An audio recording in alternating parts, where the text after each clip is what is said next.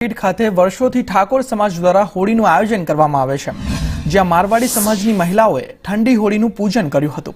આ પૂજન માનતા કે લગ્નની મનોકામના માટે કરવામાં આવે છે। અંબાજી મંદિરના ભટ્ટજી મહારાજ હોળી સ્થાનક ઉપર પૂજન કરે છે, ત્યારબાદ હોળી પ્રગટાવવામાં આવે છે। હોળી પ્રગટ્યા બાદ ઈશાન દિશામાં પડતા આ વર્ષે સારો વરસાદ અને ખેતી પણ સારી થવાનો વર્તારો કરવામાં આવ્યો હતો।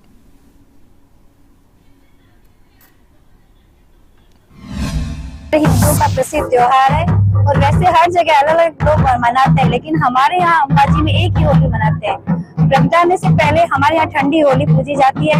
किसी की शादी नहीं हो, किसी के बेटा हो, तो उस तरह से पहले प्रगटाने से पहले हमारी होली का यहाँ पूजन किया जाता है।